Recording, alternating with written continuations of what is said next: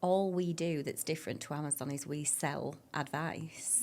We sell time and we sell advice. It's not responsive to consumer habits No. now, is it? You know, we are used to having things at our fingertips, being able to click on Amazon now and it'll arrive before 10 p.m. tonight. Clients have an expectation. We're doing completions between 3 and 4 weeks at the moment. It's about a third of the industry standard. It's not unheard of to have a house sale or purchase that takes sometimes 18 weeks. That's 18 weeks of stress. That's 18 weeks of half living in boxes, half not. Do I book time off work? Do I book a removals van?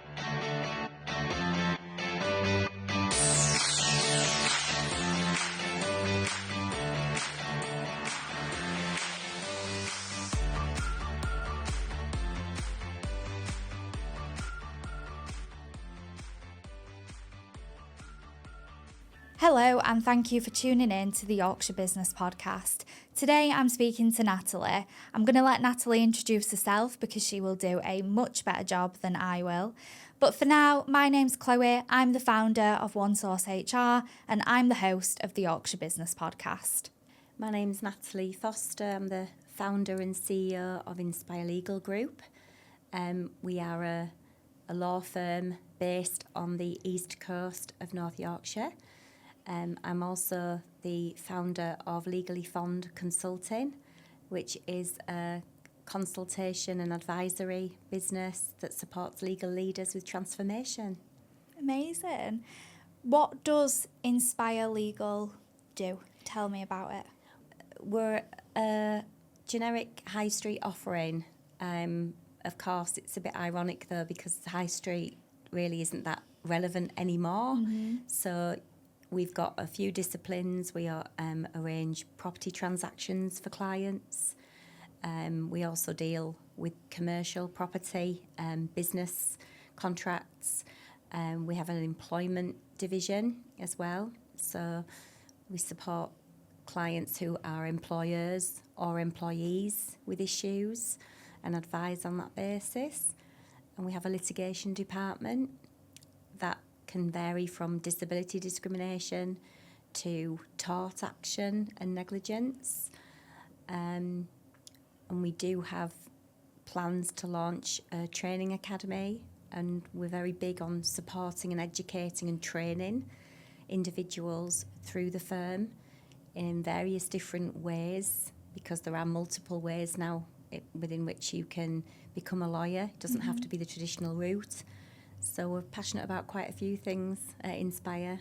Fab. In October of last year, we acquired Han Law. The director and founder, Hannah Strawbridge, who had been in business for 6 years as a sole practitioner. It was or still is, an employment law firm, unregulated, which doesn't matter to the clients because employment law is one of those specialisms that doesn't require to be regulated unless there's specific actions taken. But obviously has come into the fold into our business, and Hannah is now appointed head of legal and director of the group and continues to grow her employment department. It's worked really well. It's been really exciting. It's the first time Inspire Legal Group have offered employment law support. So it's interesting to look at different workflows and support and the nature of the sorts of client queries that are coming in now. But it's worked really well. Yeah, fab. So Inspire Legal is regulated? It's regulated by the Solicitors Regulation Authority, yes. Yeah. And for some of the activities that you do, that does absolutely matter to the client? It does in certain instances. For an example, traditionally, we manage quite a lot of monies, which is a position, it's of trust, it's a fiduciary duty, and there's a huge amount of regulation, as there should be around that. We have a client account and an office account. The office account is our business account, like any business.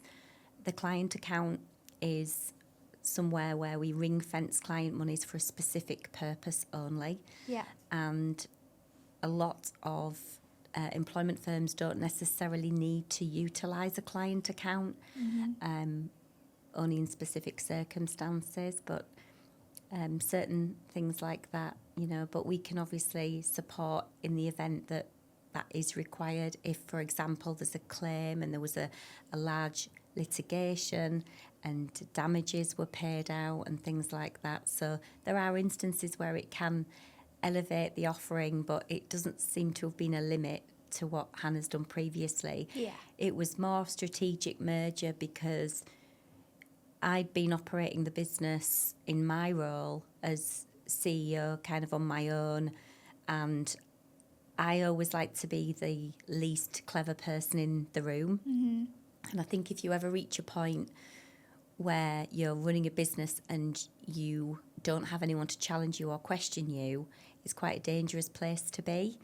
And I've been in this industry for 9 years now, so there's, Hannah's been in the industry longer, albeit we've both been running firms the same time. So again, it was felt that Hannah also had hit somewhat of a glass ceiling, wanted to share ideas, have some energy and bounce some things around. And in terms of allocation of duties as well, I'm quite passionate about operations, procedure, tech, AI. I know there are a lot of buzzwords in there, but if you don't have somebody who is focused on that, you're not future-proofing your business and you won't be here in 5 years. Certainly in the legal industry, it's so highly competitive and it's all about the client experience. And Hannah held the same high level of standard toward that I was aspiring to. And as a start-up firm with multidisciplines, every client experience is different because everyone's inquiry is different. So we've spent 3-4 years just building workflows, building tech, integrating and doing everything internally, getting the infrastructure right, internal communications, finding the right key partners. Hannah came along at a time where we were ready to push the button and look at BD and getting an intake, more so than just ticking over. And everything seems to have just blown up at once. And the property department is thriving, and we're looking at adding 3 more people in that team, and we've just recruited a further solicitor to support our head of property. The litigation actions that we've got on at the moment are moving forward, so there's administration to support there. And Hannah obviously has recruited 2 consultants to operate within her department and is just constantly looking at ways to develop the business in her field. So it's so far really exciting.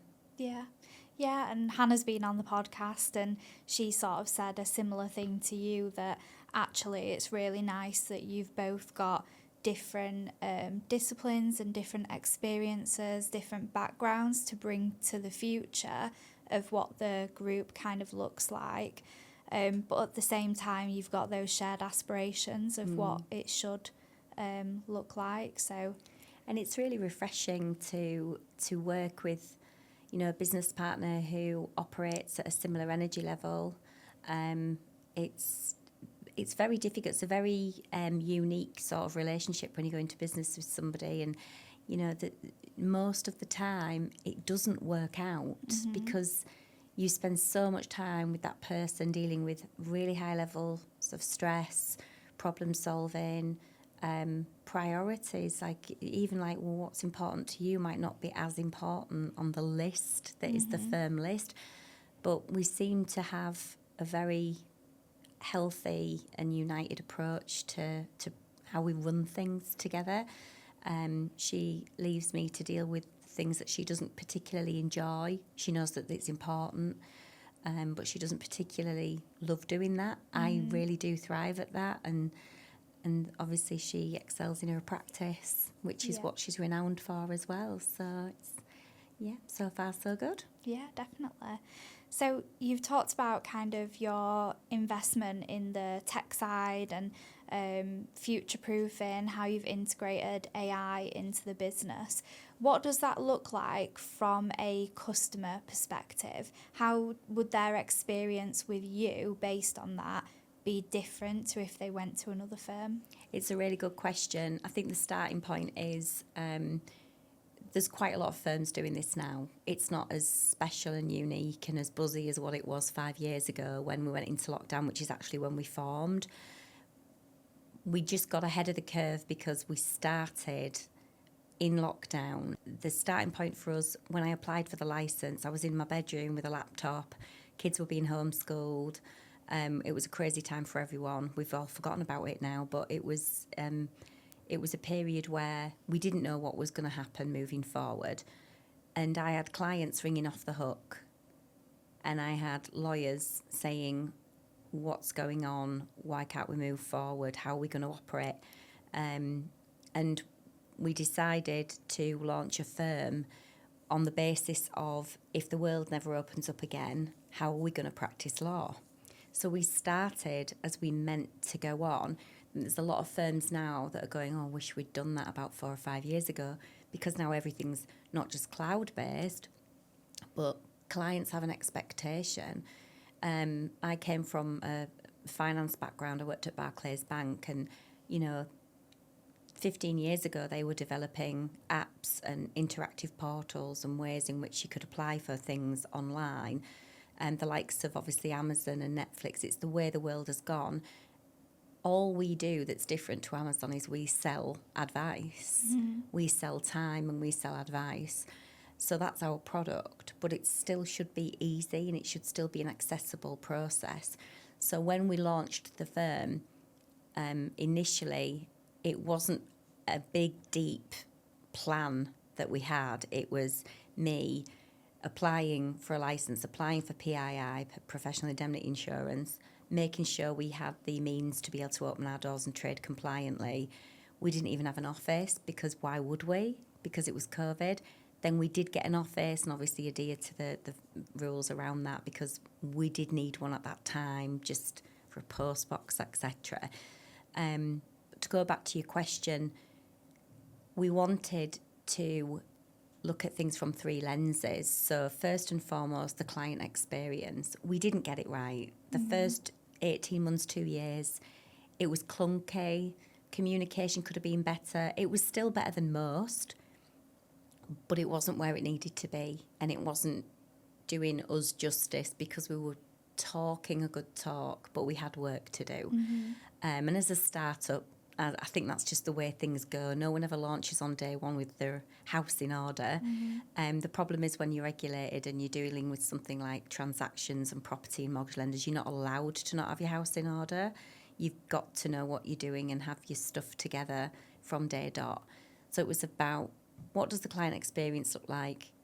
What does the lawyer experience look like? Who's going to want to come and work for a brand new startup firm in the middle of COVID? Why would anyone do that? Turns out quite a lot of people wanted to, because they didn't want to go back to the office. They wanted to work remotely. Yeah. So what does that experience look like? How easy is it to work from home?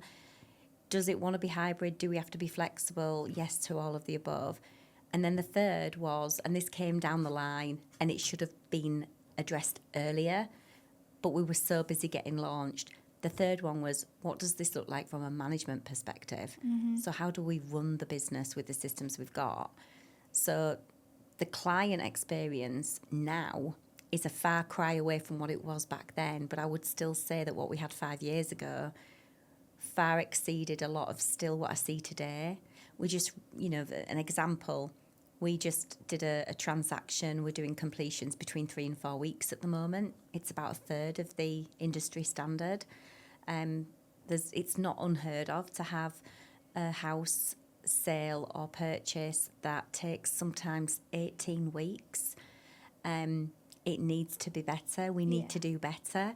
And as an owner of a firm, you have to control everything that you possibly can to make that better for that client. That's 18 weeks of stress. That's 18 weeks of half living in boxes, half not. Do I book time off work? Do I book a removals van?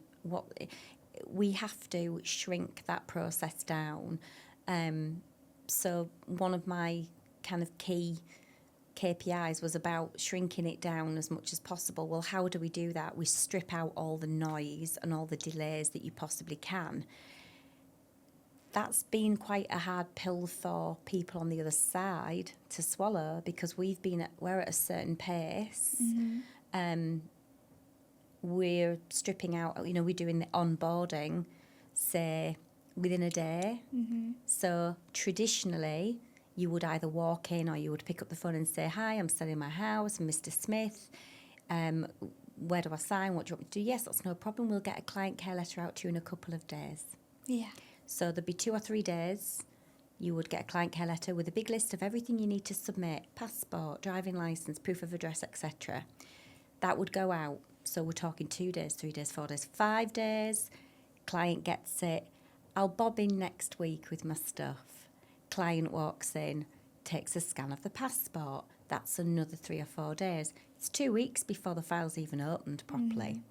We do it in a day because we have a portal that we've built, and this is why we've been a bit off grid and just kind of knuckling down and getting right what we should have got right here. Yeah. But it's obviously, it wasn't, the journey was to learn and do it better. Yeah. And I don't regret any of that, because we've had some feedback and we acted on the feedback. Yeah. So for a client now, they've got one of 2 ways in which they can onboard. They can either come through a referral partner, which quite a lot of our business does, or they can go to our website and they input their details through our site, and it pulls through our system and it generates the retainer and it generates the KYC request and the ID requirements. It asks the relevant due diligence questions for us to signpost that to the relevant fee earner, and we get a pop-up in our case management system, new file, and the clock starts ticking. Yeah. So for the client, they might be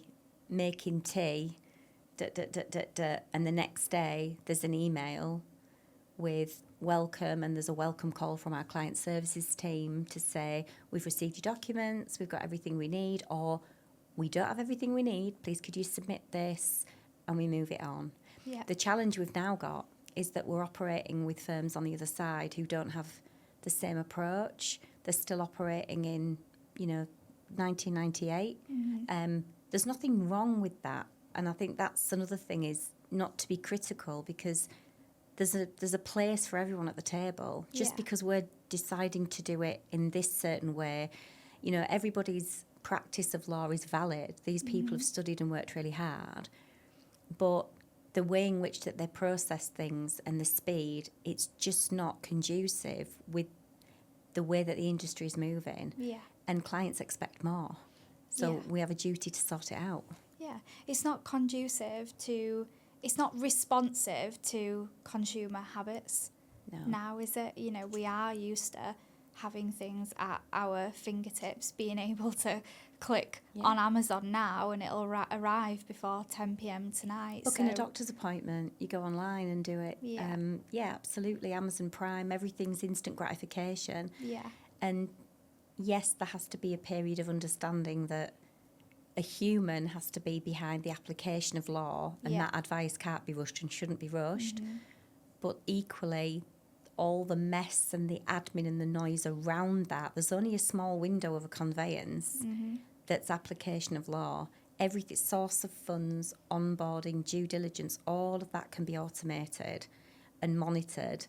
And this comes back to the management lens and the management experiences. Well, how do I measure compliance when I've got consultants and solicitors and people working all over the country and doing things for me?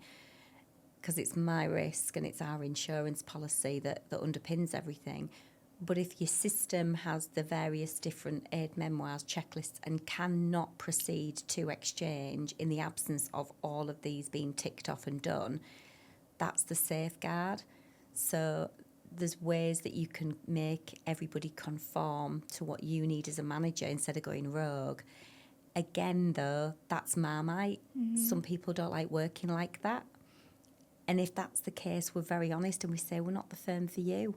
Yeah. You know, we'll be supportive, flexible. You'll learn how to use fantastic software and you'll be the smartest you've ever been. Smart as in, not intelligent, smart as in efficient in terms of operating. But it's not, if that's not of interest to you, then we're not the firm for you. And you're happy to kind of go back to your dictations and you fold in your letters at the end of the day. But a lot of the clients that we work with now, they don't thank you for it. You know, they want it there and then. Yeah, and, you know, using technology and integrating AI into your processes, it doesn't mean removing that human element. Not at all. And which is important for law, because a lot of the time, the phone calls that you're going to have, the inquiries that you're going to take, the advice that needs to be given, it's really personal, isn't it? You know, right down to property sales, they can be connected with people getting divorced, people dying. It's really, really personal stuff. Absolutely. And this is why, you know, we've got certain measures now. We've got the client services team. You know, we've got 7 people in our office that all they do, it's not all they do, but all they're focused on is welcome calls, responding to inquiries, giving milestone updates, responding to estate agents.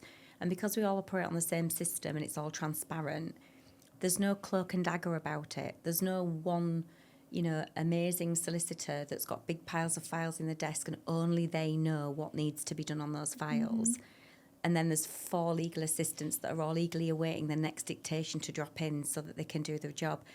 Everybody's got an accountability. Everyone's visually can see at what stage a matter's at, what's outstanding, why is it outstanding, who are we waiting for, and we can give a really quality update. Yeah. So even if we're not progressing at a particular speed, I call them non-update updates, we can still give a non-update update. Yeah. Which communication was one of the key areas we did need to improve on a couple of years ago, and it's transformed things. You know, complaints are down, reviews are up, and we're getting return business from not just residential but business clients as well are now using us on retainer for commercial property transactions because there is that more quality service and we know business people want everything yesterday. They make a decision, they don't want to wait, they want it yesterday. So it lends itself to future-proofing, and that's really what we wanted to do. Yeah, I think it's really refreshing how kind of like open and honest you are about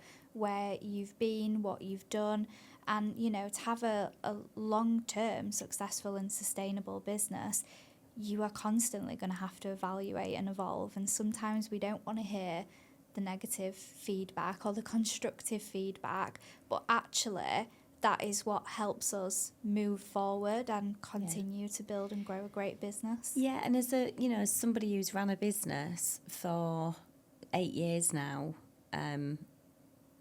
I can sit here and say I've been full circle. I've done a lot of personal development. I've had to encounter some unkindness and some unprofessionalism from people who were grossly more qualified than I am and have been doing this, you know, practicing law for a very, very long time. But it comes from fear. People fear change, and it's not so much about me. It's the lack of, you know, the understanding as to, well, why are you doing like that? There's nothing wrong with the way we're doing it, which is why I go back to there's a place for everyone at the table. But I think I've also been through the period of you're so happy and proud of your brand, but your brand is nothing.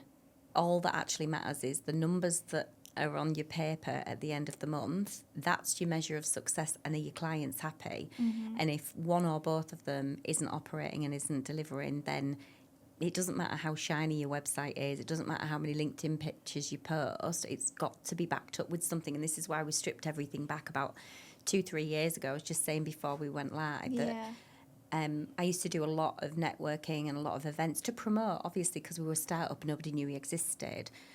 And then there came a point where back office function needed attention, and we needed to strip it all back and go back to basics and rebuild.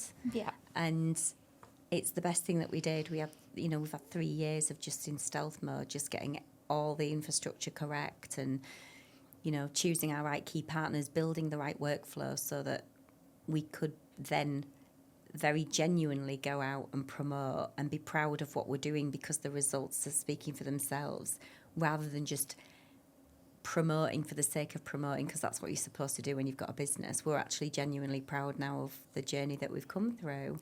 Yeah, and it sounds like you've set yourself in really good stead, set the business in good stead for more kind of client acquisition and growth. I think what a lot of founder-led businesses end up doing is having that bottleneck where you were saying, you've got total transparency, but in a lot of these businesses, there'll be an inbox that was started by the founder and there are still things trapped in there because they're trying to manage 7 different roles. They maybe haven't let go of some of those roles as the business has grown.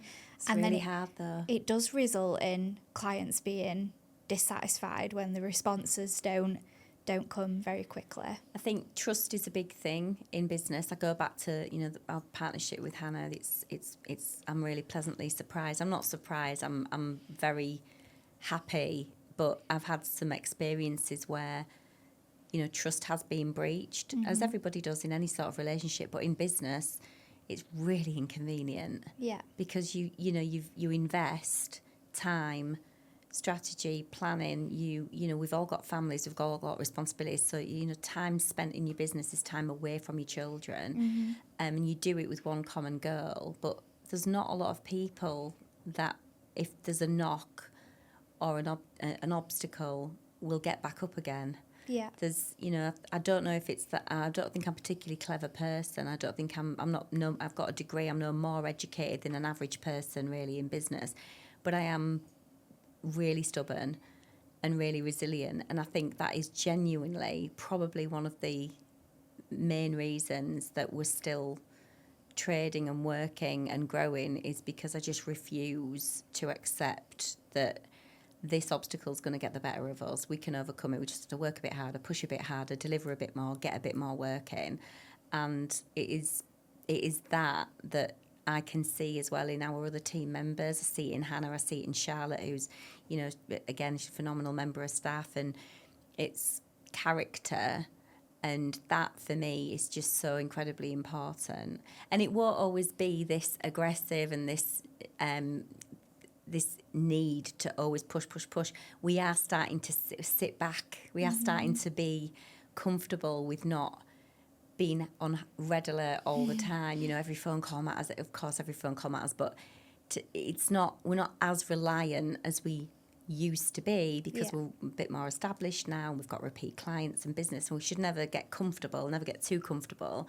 But even now, when we have good bits of news, we win a really big piece of work, or we get a new retainer contract in, or anything like that, my next development area now is I need to allow myself to celebrate that. Yeah. Because I just kind of go, oh, it's really, really good news. Next. Yeah. And it's like I linger in the development stuff and the bad stuff a lot. And I'm like, let's sort this out. When a good thing happens, I really need to sit in that and feel good about that as well. But I think that over time, I will allow myself to do that. But it's difficult to be off duty and allow yourself to be, It is, and it's I think that kind of pattern, it comes from a place of having served you for a long time.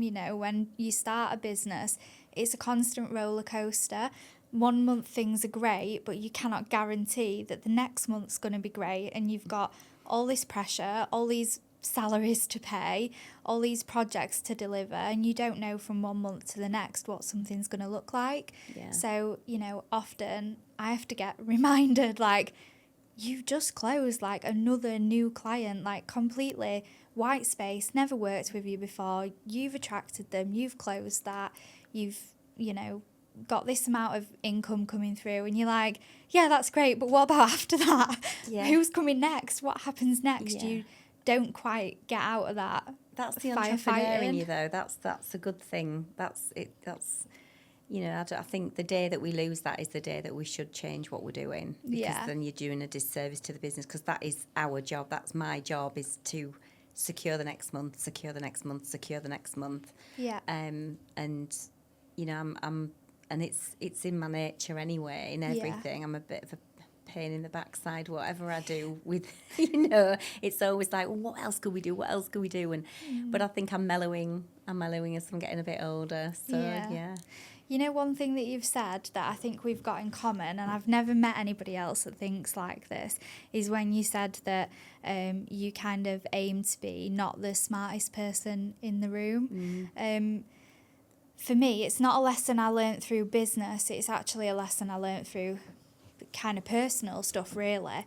But getting used to being like the worst in the room at something, the crappiest in the room, and getting really comfortable with that has built my resilience in being able to manage and grow my business. So I kind of learnt it through, I went to therapy, and then I had to make a plan of like what I was going to do next to take care of myself. So I started doing like aerial like classes. I started learning how to hand balance, and still like I've been doing that for nearly 3 years now. I'm still falling more than I am balancing. That's amazing. But I really had to get used to being the crappiest in the room. There was women there that had done gymnastics since they were children. I'd basically been a couch potato for a decade, and we're starting from scratch. Nothing wrong with that, really. No. And I think I have brought those lessons into business where I am now more resilient. So what? Like, if you're going to walk into a room and feel inferior or worry about what someone's going to say because, you know, you're not a solicitor or you've not been doing this very long, or I used to be a hairdresser. I mean, it's hilarious. And there's absolutely... I'm proud of that. I know hairdressers that earn more than lawyers do. Yeah. They do a really good job. Yeah. They've got a fabulous reputation.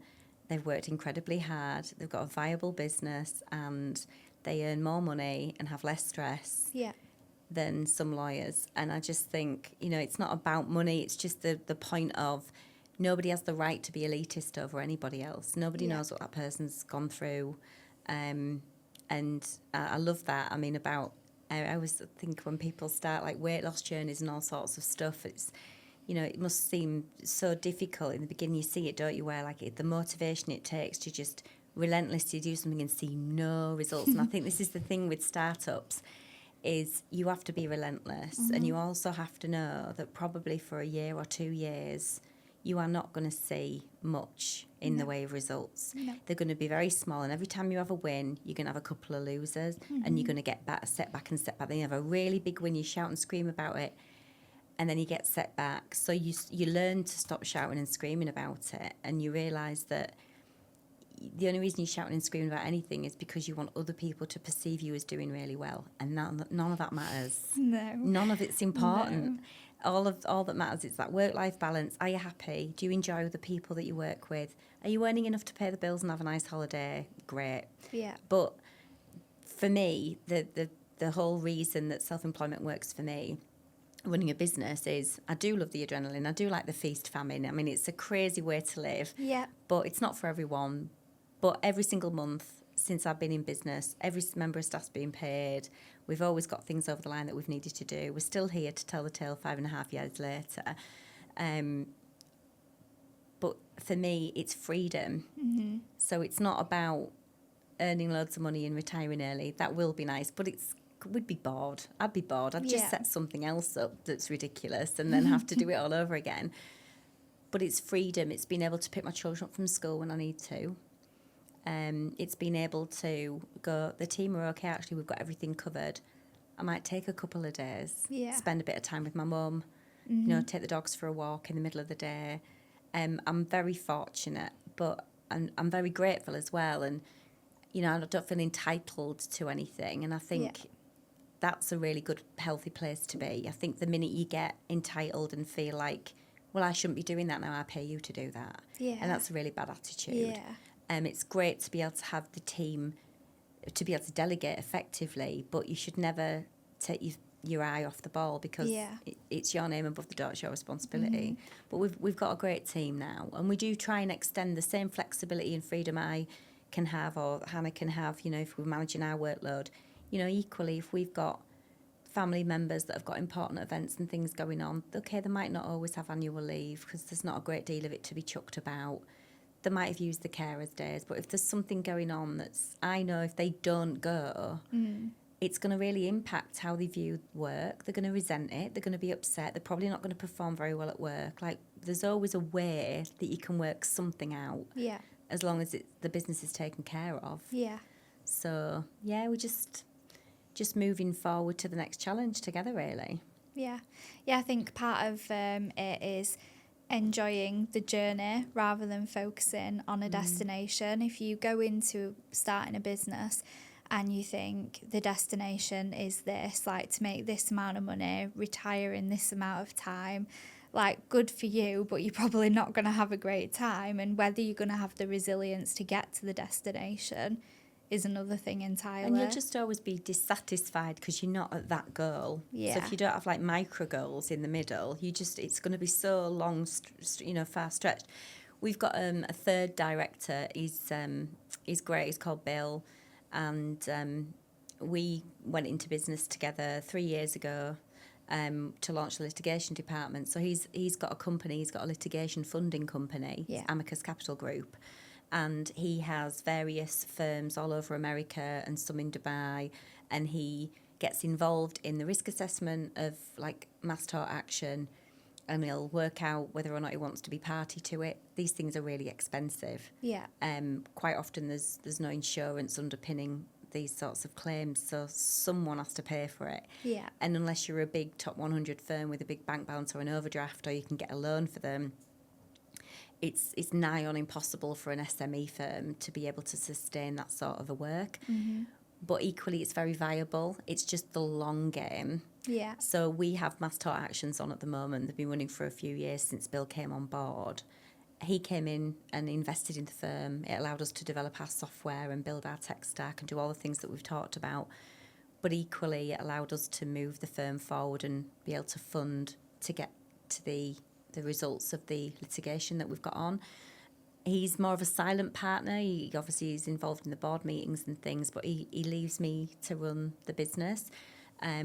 He's got a stake, obviously. He's the majority shareholder now. But equally, I'm not really interested in owning all of the company. Mm-hmm. I'm more interested in having a piece of a pie that's really productive, that's got opportunity, and we can move forward with interesting people and other things that we can get excited about, rather than having 100% or 90% of something that isn't ever really going to make a lot of moves, or is going to is going to be stuck. So it was a decision really to dilute my equity, but to bring him in. But based on what he'd done for the last 25 years with other firms, it was really obvious that was a good decision. Yeah. And only by taking those risks do you actually increase the value of your equity over time. Yeah, and it's the thing is as well, it's money invested in. So the return on investment, obviously this is how his model works. So right now, it may look as though, well, we've got an investment that's owed to another VC, but that's a model that works in the right circumstances. Yeah. It's a far cry away from a high street firm where it's, bread and butter ticking over. It's not for everybody. But for us, we just wanted to take some opportunities, and it's worked for everybody so far, and everything's on track. So, yeah. Is there anything that you want to leave the listeners with that we've not spoken about?